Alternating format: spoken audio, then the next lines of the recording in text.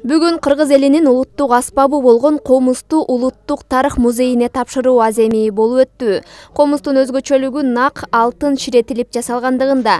Кыргыздын чертме аспабынын туу чокусу болгон комузду алтынга ширетүү идеясы 2015-жылы жаралып, алгачкы алтын комуз Ак Таңдай фондунун негиздөөчүсү Абдибали Акимбеков тарабынан уюштурулган айтышта биринчи орунду алган акынга тапшырылган. Комузду нак алтынга ороо жаратуу ишинин негизги максаты ата-бабалардан калган мурасты даңазалоо, келечек муундарды Кыргыздын кылдуу аспаптарын сыйлоого тарбиялоо, музыкалык негизги аспаптын кадыр баркын көтөрүү болуп эсептелинет. Азыркы учурда мына бүгүн ушул биздин улуттук музейге берилип атат.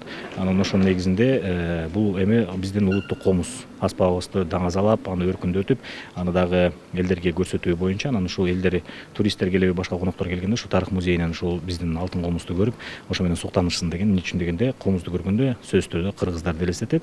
Анан бул негизи алтынга атайын жалатылган, ушу Германиядан жасалган. Бул өбүрүк комуз болуп саналат. Бунун демөөрчүсү ушу биздин меценат агабыз, ошол Ош облусунун тургуну.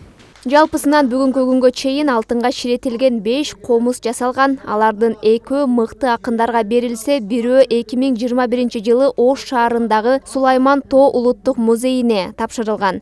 Бардыгына демөөрчүлүк кылган ишкер Ниязбек Айбашев болгон. Ал алтын менен иштегендиктен өзү Германия, Италия өлкөлөрүнөн алтын алдырып, чет мамлекетте жасаткан. Акылым жетет, черте турган комузду мен алтынга покрыть этип берейин макул деп, анан ошондон ой жаралып кетти дагы. Сразу бир комузду Германиядан алтын алдырдык дагы.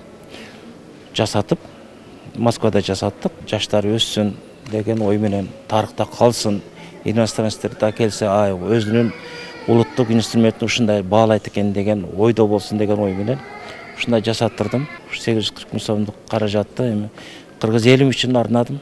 Иштейбиз, бирок иштеп ак эмгек менен иштеп, ак эмгек менен ушинтип алып келип коюп атабыз.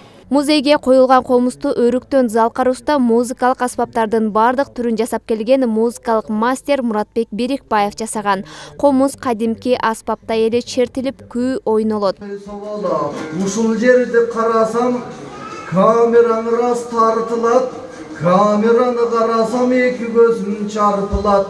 Анткени көп сөздүн баары бул күндө камерадан айтылат. Азыр берде алтынга ширетилип турбайбы? Ажыгачы өрүктөн болот. Же ушундай Ак Таңдай эмблемасын да кошуш керек дейт да. Анан ошондо мага идея пайда болот, өзүм аян аркылуу уста болгондон кийинчи. Анан ошол ою дагы Ак Таңдайыбызды көтөрүп турган ою да. Оюнун мааниси чоң болот. Оюну туура эмес салса кырсыктап калат. Ою деген илгери ата-бабалардан келаткан ой да, оюну туура салыш керек да. Мурун комуздар бөлөк, бул формасы да өзгөрүнчө, үндүн багытын бүт карайсың да берде, аябай тонкис. Өзүм 32 жыл болду иштегениме. Эске салсак, бул жакта турган алтын комуздун дагы бири эртең 13 августта Ынтымак паркында өтө турган айтышта биринчи орунду багындырган акынга тапшырылат. Алтынай Шайдылдаева, Чыңгыз Садыков, СТВ.